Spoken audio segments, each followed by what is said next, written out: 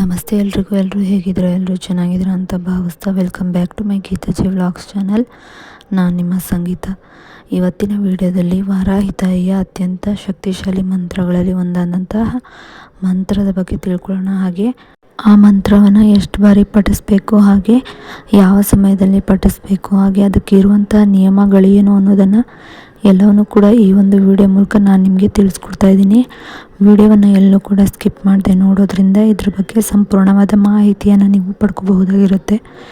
ಇನ್ನು ವಾರಾಹಿ ತಾಯಿಗೆ ಪಂಚಮಿ, ಅಷ್ಟಮಿ ಹಾಗೂ ನವಮಿ ಹಾಗೆ ಅಮಾವಾಸ್ಯೆ ಹುಣ್ಣಿಮೆಗಳಲ್ಲಿ ತುಂಬಾ ಹೆಚ್ಚು ವಿಶೇಷ ಶಕ್ತಿಗಳಿರೋದ್ರಿಂದ ಆ ಒಂದು ದಿನಗಳಲ್ಲಿ ನಾವು ವಾರಾಹಿ ತಾಯಿಯ ಮಂತ್ರಗಳನ್ನು ಪಠಿಸೋದ್ರಿಂದ ಕೂಡ ನಮಗೆ ನಮ್ಮ ಜೀವನದಲ್ಲಿರುವಂತಹ ಅಡೆತಡೆಗಳಾಗಿರ್ಬೋದು, ಕಷ್ಟಗಳಾಗಿರ್ಬೋದು, ಅಥವಾ ಹಣದ ಒಂದು ಸಮಸ್ಯೆಗಳಾಗಿರ್ಬೋದು, ಆರ್ಥಿಕ ಸಂಕಷ್ಟಗಳಾಗಿರ್ಬೋದು, ಮಾಟ ಮಂತ್ರ ಈ ರೀತಿಯಾಗಿ ಯಾವುದೇ ಒಂದು ಸಮಸ್ಯೆಗಳಿದ್ರೂ ಕೂಡ ದೂರ ಆಗುತ್ತೆ ಅಂತಲೇ ಹೇಳ್ಬೋದು. ಇನ್ನು ಈ ಒಂದು ಮಂತ್ರವನ್ನು ನಾವು ಬ್ರಾಹ್ಮಿ ಮುಹೂರ್ತದಲ್ಲಾದರೂ ಪಠಿಸ್ಬೋದಾಗಿರುತ್ತೆ, ಅಥವಾ ಸಂಜೆ ಗೋಧೂಳಿ ಲಗ್ನದಲ್ಲಾದರೂ ಪಠಿಸ್ಬೋದಾಗಿರುತ್ತೆ. ಅದೆಷ್ಟು ಆಗಲಿಲ್ಲ ಅಂದರೆ ನೀವು ಮಲಗೋ ಒಂದು ಸಮಯದಲ್ಲೂ ಕೂಡ ಆದರೂ ಪಠಿಸ್ಬೋದಾಗಿರುತ್ತೆ. ಇನ್ನು ಈ ಒಂದು ಮಂತ್ರಕ್ಕೆ ಇರುವಂಥ ನಿಯಮಗಳೇನು ಅಂತ ಅನ್ನೋದಾದರೆ, ಈ ಒಂದು ವಾರಾಹಿ ತಾಯಿಯ ಮಂತ್ರಗಳನ್ನು ಪಠಿಸೋದಕ್ಕೆ ಮುಂಚೆ ನೀವು ಶುದ್ಧವಾಗಿರಬೇಕಾಗುತ್ತೆ. ಅಂದರೆ ನಾನ್ ವೆಜ್ಜನ್ನು ತಿಂದು ಈ ಮಂತ್ರಗಳನ್ನು ಪಠಿಸಬೇಡಿ ಅಂತಲೇ ಹೇಳ್ತೀನಿ. ಅಥವಾ ಹೆಣ್ಮಕ್ಳಾಗಿದ್ದರೆ ಮುಟ್ಟಾದಂಥ ಸಮಯದಲ್ಲಿ ನೀವು ಈ ಒಂದು ಮಂತ್ರವನ್ನು ಪಠಿಸೋದನ್ನು ಸ್ಕಿಪ್ ಮಾಡಬೇಕಾಗುತ್ತೆ. ತದನಂತರ ಏನು ನಿಮ್ಮ ದಿನಗಳಿರುತ್ತೆ ಆ ದಿನಗಳಲ್ಲಿ ಕೂಡ ಈ ಒಂದು ಮಂತ್ರಗಳನ್ನು ಪಠಿಸ್ಬೋದು. ಮುಟ್ಟದಂಥ ಸಮಯದಲ್ಲಿ ಮಾತ್ರ ನೀವು ಮಂತ್ರಗಳನ್ನ ಪಠಿಸಬಾರ್ದಾಗಿರುತ್ತೆ. ಇನ್ನು ಈ ಒಂದು ಮಂತ್ರವನ್ನು ನಾವು ನಮಗೆ ಹೇಳ್ಕೊಳ್ಳೋದಕ್ಕೆ ಬರೋದಿಲ್ಲ ಅಥವಾ ಸ್ಪಷ್ಟವಾಗಿ ಹೇಳ್ಕೊಳ್ಳೋದಕ್ಕೆ ಆಗೋದಿಲ್ಲ ಅನ್ನೋರು ಬರೆಯೋದ್ರಿಂದ ಕೂಡ ಒಂದೇ ರೀತಿಯ ಸಮನಾದಂತಹ ಒಂದು ಫಲಗಳನ್ನು ದೊರೆಯುತ್ತೆ ಅಂತಲೇ ಹೇಳ್ಬೋದು. ಇನ್ನು ವಾರಾಹಿ ತಾಯಿಯ ನಾವು ಒಂದು ಯಾವುದೇ ಒಂದು ಮಂತ್ರಗಳನ್ನು ಶ್ರದ್ಧಾ ಭಕ್ತಿಯಿಂದ ಪಾಸಿಟಿವ್ ಮೈಂಡ್ಸೆಟ್ಟಲ್ಲಿ ಹೇಳ್ಕೊಳ್ಳೋದ್ರಿಂದ ನಮ್ಮ ಯಾವುದೇ ಒಂದು ಕೆಲಸಗಳಲ್ಲಿ ನಿಂತೋಗಿದ್ರೂ ಕೂಡ ಆ ಒಂದು ಕೆಲಸಗಳು ಮುಂದುವರಿಯುತ್ತೆ. ಅದರಲ್ಲಿ ಸಕ್ಸಸ್ ಅನ್ನೋದನ್ನು ನೋಡ್ಬೋದಾಗಿರುತ್ತೆ. ಪ್ರೀತಿಯಿಂದ ನಂಬಿಕೆ ಇಟ್ಟು ಯಾವುದೇ ಒಂದು ಮಂತ್ರಗಳಾದರೂ ಕೂಡ ಪ್ರೀತಿ ನಂಬಿಕೆಯಿಂದ ಮಾಡಿದ್ರೆ ಎಲ್ಲವೂ ಕೂಡ ಸಿದ್ಧಿಯಾಗುತ್ತೆ ಅಂತಲೇ ಹೇಳ್ಬೋದು. ಇನ್ನು ಈ ಒಂದು ಮಂತ್ರವನ್ನು ಕನಿಷ್ಠ ಅಂದರೆ 9 ಬಾರಿನಾದರೂ ಪಠಿಸಲೇಬೇಕಾಗುತ್ತೆ, ಅಥವಾ 11 ಬಾರಿ, 21 ಬಾರಿ, ಅಥವಾ 108 ಬಾರಿನಾದರೂ ನೀವು ಪಠಿಸ್ಬೋದಾಗಿರುತ್ತೆ. ಅಥವಾ ಸಪ್ರೇಟಾಗಿ ಅದಕ್ಕೆ ಬುಕ್ಕು ಇಟ್ಕೊಂಡು ಬರೀರಿ ಅಂತ ಹೇಳಿದ್ನಲ್ಲ, ಆ ಬುಕ್ಕಲ್ಲಿ ನೀವು ನಿಮ್ಮ ಆಯ್ಕೆ ಪ್ರಕಾರ ನೀವು ಎಷ್ಟು ಬಾರಿ ಬರಿಬೇಕು ಅಂತೀರ ಅಷ್ಟು ಬಾರಿ ಬರಿಬೋದಾಗಿರುತ್ತೆ.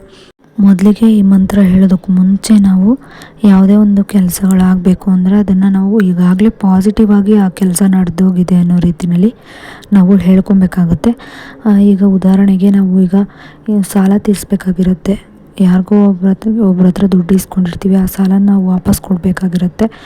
ಅದನ್ನು ಹೇಗೆ ನಾವು ಪಾಸಿಟಿವ್ ಮೈಂಡ್ಸೆಟ್ಟಲ್ಲಿ ಹೇಳ್ಕೊಳ್ಳೋದು ಅಂದರೆ, ಈಗ ಆಲ್ರೆಡಿ ನನಗೆ ಇರುವಂಥ ಅಷ್ಟು ಸಾಲಗಳೆಲ್ಲ ತೀರಿ ಹೋಗಿ ನನಗೆ ನನ್ನ ಮನೆ ನಿಭಾಯಿಸೋದಕ್ಕೆ ನನಗೆ ಹಣ ಉಳಿತಾಯ ಆಗಿದೆ. ಆ ರೀತಿಯಾಗಿ ನೀವು ಆ ದುಡ್ಡಲ್ಲಿ ನಾನೀಗ ಮನೆ ನಿಭಾಯಿಸ್ತಾ ಇದ್ದೀನಿ, ಖುಷಿಯಾಗಿದ್ದೀವಿ, ಈ ರೀತಿಯಾಗಿ ನೀವು ಪಾಸಿಟಿವ್ ಆಗಿ ಈಗ ಆಲ್ರೆಡಿ ಅದು ಫ್ಯೂಚರಲ್ಲಿ ನಡೆದಿದೆ ಅನ್ನೋ ರೀತಿಯಲ್ಲಿ ನೀವು ಹೇಳ್ಕೊಬೇಕಾಗುತ್ತೆ.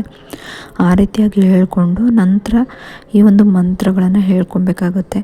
ಇದೆಲ್ಲದಕ್ಕಿಂತ ಮುಂಚೆ ಒಂದು 5ರಿಂದ 10 ನಿಮಿಷನಾದರೂ ನೀವು ಒಂದು 10ರಿಂದ 15 ನಿಮಿಷನಾದರೂ ಮಿನಿಮಮ್ ಅಂದರೆ ಒಂದು 10ರಿಂದ 15 ನಿಮಿಷನಾದರೂ ನೀವು ಮೆಡಿಟೇಷನ್ ಮಾಡಿ ನಂತರ ಈ ಒಂದು ಪಾಸಿಟಿವ್ ಆಗಿ ಹೇಳಿಕೊಂಡು ಆಮೇಲೆ ಈ ಒಂದು ವಾರಾಹಿ ತಾಯಿಯ ಮಂತ್ರವನ್ನು ನೀವು ಪಠಿಸ್ಬೇಕಾಗುತ್ತೆ. ಇನ್ನು ಆ ಒಂದು ಮಂತ್ರ ಯಾವುದು ಅಂತ ಅನ್ನೋದಾದರೆ, ಇದನ್ನು ನಾವು ನಾರ್ಮಲಾಗಿ ಮೂಲ ಮಂತ್ರ ಅಂತಲೇ ಕರಿತೀವಿ. ವಾರಾಹಿ ತಾಯಿಯ ಮೂಲ ಮಂತ್ರ ಆಗಿರುತ್ತೆ, ಕಾರ್ಯಸಿದ್ಧಿ ಮಂತ್ರ ಆಗಿರುತ್ತೆ. ಆ ಮಂತ್ರ ಬಂದು ಹೇಗಿರುತ್ತೆ: ಓಂ ಹ್ರೀಂ ವಾರಾಹಿ ಕಾರ್ಯಸಿದ್ಧಿ ಕುರುಕುರು ಸ್ವಾಹ. ಓಂ ಹ್ರೀಂ ವಾರಾಹಿ ಕಾರ್ಯಸಿದ್ಧಿ ಕುರುಕುರು ಸ್ವಾಹ. ಓಂ ಹ್ರೀಂ ವಾರಾಹಿ ಕಾರ್ಯಸಿದ್ಧಿ ಕುರುಕುರು ಸ್ವಾಹ. ಓಂ ಹ್ರೀಂ ವಾರಾಹಿ ಕಾರ್ಯಸಿದ್ಧಿ ಕುರುಕುರು ಸ್ವಾಹ. ಓಂ ಹ್ರೀಂ ವಾರಾಹಿ ಕಾರ್ಯಸಿದ್ಧಿ ಕುರುಕುರು ಸ್ವಾಹ. ಓಂ ಹ್ರೀಂ ವಾರಾಹಿ ಕಾರ್ಯಸಿದ್ಧಿ ಕುರುಕುರು ಸ್ವಾಹ. ಓಂ ಹ್ರೀಂ ವಾರಾಹಿ ಕಾರ್ಯಸಿದ್ಧಿ ಕುರುಕುರು ಸ್ವಾಹ. ಓಂ ಹ್ರೀಂ ವಾರಾಹಿ ಕಾರ್ಯಸಿದ್ಧಿ ಕುರುಕುರು ಸ್ವಾಹ. ಓಂ ಹ್ರೀಂ ವಾರಾಹಿ ಕಾರ್ಯಸಿದ್ಧಿ ಕುರುಕುರು ಸ್ವಾಹ. ಓಂ ಹ್ರೀಂ ವಾರಾಹಿ ಕಾರ್ಯಸಿದ್ಧಿ ಕುರುಕುರು ಸ್ವಾಹ. ಓಂ ಹ್ರೀಂ ವಾರಾಹಿ ಕಾರ್ಯಸಿದ್ಧಿ ಕುರುಕುರು ಸ್ವಾಹ. ಓಂ ಹ್ರೀಂ ವಾರಾಹಿ ಕಾರ್ಯಸಿದ್ಧಿ ಕುರುಕುರು ಸ್ವಾಹ.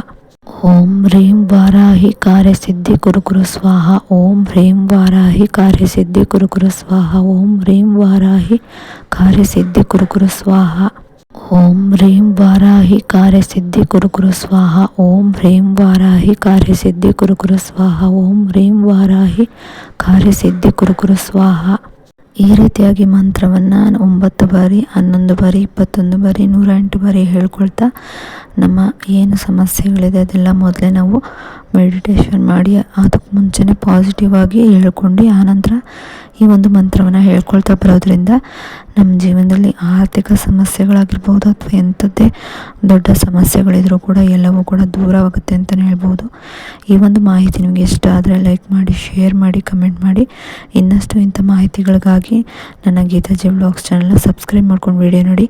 ಸಬ್ಸ್ಕ್ರೈಬ್ ಪಕ್ಕ ಬೆಲ್ ಐಕನ್ ಬಟನ್ ಇರುತ್ತೆ, ಅಲ್ಲಿ ಆಲ್ ಆಪ್ಷನ್ ಮೇಲೆ ಕ್ಲಿಕ್ ಮಾಡಿದ್ರೆ ನಾನು ಯಾವುದೇ ರೀತಿ ಹೊಸದಾಗಿ ವೀಡಿಯೋ ಮಾಡಿದ್ರು ಕೂಡ ನಿಮಗೆ ನೋಟಿಫಿಕೇಷನ್ ಮೂಲಕ ಮೊದಲು ಬಂದು ತಲುಪುತ್ತೆ. ಆಗ ನಾನು ವೀಡಿಯೋನ ಮಿಸ್ ಮಾಡದೆ ನೋಡ್ಬೋದಾಗಿರುತ್ತೆ. ಇನ್ನು ವೀಡಿಯೋ ಇಷ್ಟ ಆದರೆ ಲೈಕ್ ಮಾಡಿ. ವೀಡಿಯೋ ನೋಡಿದ್ದಕ್ಕಾಗಿ ಥ್ಯಾಂಕ್ ಯು ಫಾರ್ ವಾಚಿಂಗ್.